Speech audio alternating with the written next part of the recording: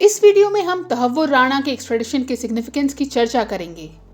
इतने वर्षों की जद्दोजहद के बाद फाइनली इस व्यक्ति को भारत लाया गया है। जानेंगे कैसे ये भारत की नेशनल सिक्योरिटी में एक मेजर माइलस्टोन है। साल था 2008, नवंबर महीने की 26 तारीख। इस दिन भारत की फाइनेंशियल कैपिटल मुंबई पर एक ब्रूटल टेररिस्ट अटैक होता है। इसे हम 26/11 हमलों के रूप में जानते हैं।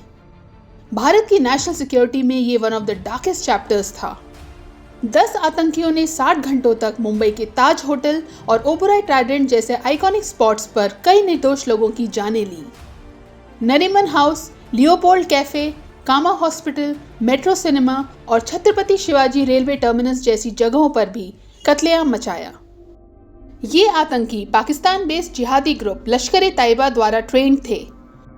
इस अटैक में 9 टेररिस्ट को उनके किए की सजा हमलों के दौरान ही मिल गई, लेकिन एक टेररिस्ट मोहम्मद अजमल आमिर कसाब जिंदा पकड़ा गया।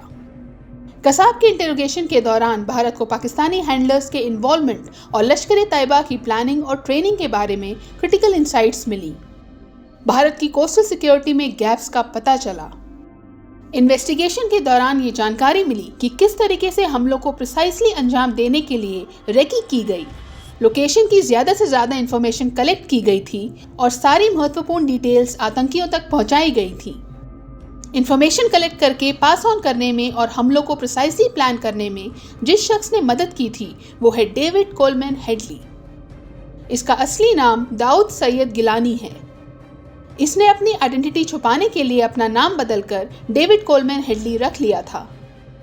ये पाकिस्तानी डिसेंट का अमेरिकन सिटीजन है। 2006 से 2008 तक इसने मुंबई में घूम घूम कर लोकेशंस को आइडेंटिफाई किया, तस्वीरें ली, कोऑर्डिनेट्स नोट डाउन किए और ये सारी जानकारी आतंकियों तक पहुंचाई। इसी से वो इतने ब्रूटल अटैक को प्रिसिजन के साथ अंजाम दे पाए। बाद में हेडली ने 26/11 हमलों में अपने रोल को स्वीकारा और लश्कर-ए-तैयबा के साथ साथ पाकिस्तान की इंटेलिजेंस एजेंसी ISI के अगेंस्ट भी टेस्टिफाई किया। फिलहाल ये अपने जुर्म के लिए अमेरिका में 35 साल का सेंटेंस काट रहा है। इसे एक्स्ट्राडाइट नहीं किया जा सकेगा, बट इसके साथ ही तहव्वुर राणा को एक्स्ट्राडाइट करके भारत ले आया गया है। तहव्वुर राणा वो शख्स है जो हेडली को अपनी सभी गतिविधियों के लिए लॉजिस्टिकल और फाइनेंशियल सपोर्ट प्रोवाइड कर रहा था। राणा हेडली के बचपन का दोस्त है। दोनों पाकिस्तान हसन अब्दल कैडेट स्कूल में साथ थे। राणा पाकिस्तानी ओरिजिन का कैनेडियन नेशनल है। ये पाकिस्तानी मिलिट्री में डॉक्टर था, फिर इसने लश्कर-ए-तैयबा को ज्वाइन किया। ये शिकागो में इमिग्रेशन बिजनेस चला रहा था और हेडली के ट्रैवल, फेक ऑफिसेस सेटअप और रेकी जैसे कामों को फंड कर रहा था। तो राणा 26/11 हमलों में डीपली इन्वॉल्व था। इससे आप राणा के एक्स्ट्रेडिशन के सिग्निफिकेंस को समझ सकते हैं। फिलहाल 15 साल से ज्यादा के परसिस्टेंट एफर्ट्स के बाद इसे इसके किए की सजा देने के लिए भारत लाया जा सका है। 26/11 अटैक्स के विक्टिम्स और उनकी फैमिलीज के लिए जस्टिस लॉन्ग ओवरड्यू है। राणा के साथ उचित कार्रवाई के बाद उन्हें क्लोजर मिलेगा। राणा फिलहाल भारत की नेशनल इन्वेस्टिगेशन एजेंसी की कस्टडी में है। यहाँ इससे पूछताछ की जा रही है। इससे भारत को 26/11 हमलों के बारे में और बहुत सी जानकारी मिलेगी। पूरी कॉन्स्पिरेसी को अनकवर करने की अपॉर्चुनिटी मिलेगी। बहुत सी मिसिंग कड़ियों को जोड़ा जा सकेगा। काफ़ी सारी हिडन डिटेल्स अब खुलकर सामने आएंगी। राणा से लश्कर-ए-तैयबा के स्ट्रक्चर, प्लानिंग स्ट्रैटेजी, ISI से उसके लिंक्स, पाकिस्तान के भारत में डीप एसेट्स जैसी क्रूशल जानकारी निकलवाई जाएगी।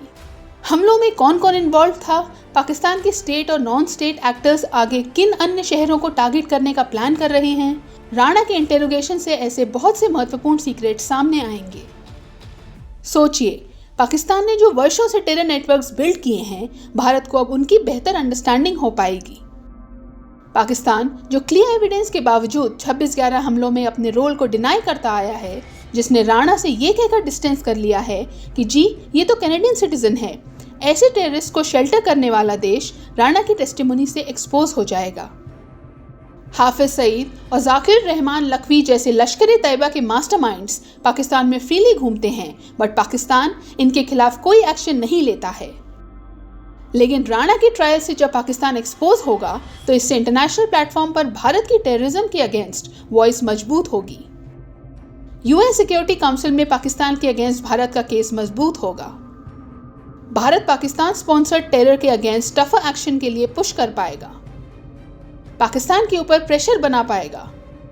और एक महत्वपूर्ण बात, राणा से मिली क्रूशियल जानकारी से भारत भविष्य में होने वाले अटैक्स को रोक पाने में भी और ज्यादा सक्षम बनेगा। राणा के साथ न्याय होने से टेररिज्म को फॉस्टर करने वाले देश पाकिस्तान को स्ट्रॉन्ग मैसेज जाएगा कि भारत काउंटर टेररिज्म को लेकर कितना सीरियस है। आतंकवाद से लड़ने के लिए किस तरीके से भारत अपने डिप्लोमेटिक चैनल्स और स्ट्रेटेजिक रिलेशनशिप्स को लेवरेज करने से पीछे नहीं हटेगा। तवफ्फुर राणा का एक्स्ट्रेडिशन यूएस और भारत के काउंटर टेररिज्म के शेयर्ड गोल के प्रति कमिटमेंट का बेहतरीन एग्जाम्पल है। राणा वो आदमी है जिसने 26/11 के अटैकर्स की तारीफ की थी, कहा था कि भारत ये हमला डिजर्व करता था। उसने मासूम लोगों की जान लेने वाले आतंकियों को हीरोज बताकर ये कहा था कि उन्हें इस काम को अंजाम देने के लिए पाकिस्तान का हाईएस्ट गैलेंट्री अवार्ड मिलना चाहिए। जाहिर है ऐसे व्यक्ति के ट्रायल में बहुत सी बातें निकलकर सामने आएंगी जिनको लेकर पाकिस्तान काफी ज्यादा नर्वस है, क्योंकि अब पाकिस्तान के लिए टेररिस्ट एक्टिविटीज में इन्वॉल्वमेंट को डिनाई करना और ज्यादा मुश्किल हो जाएगा। इस हॉरिफिक अटैक के परपिट्रेटर्स को बचाना मुश्किल हो जाएगा। एक्स्ट्राडिशन ट्रीटी की कंडीशंस के तहत राणा भारत में डेथ पेनल्टी से तो बच जाएगा, पर सारे जुर्म साबित होने के बाद उसे लाइफ इम्प्रिजनमेंट की सजा मिलेगी। राणा का एक्स्ट्राडिशन भारत के लिए बहुत बड़ी डिप्लोमेटिक और लीगल विक्ट्री है। भारत की नेशनल सिक्योरिटी के लिहाज से ये डेवलपमेंट काफी ज्यादा सिग्निफिकेंट है।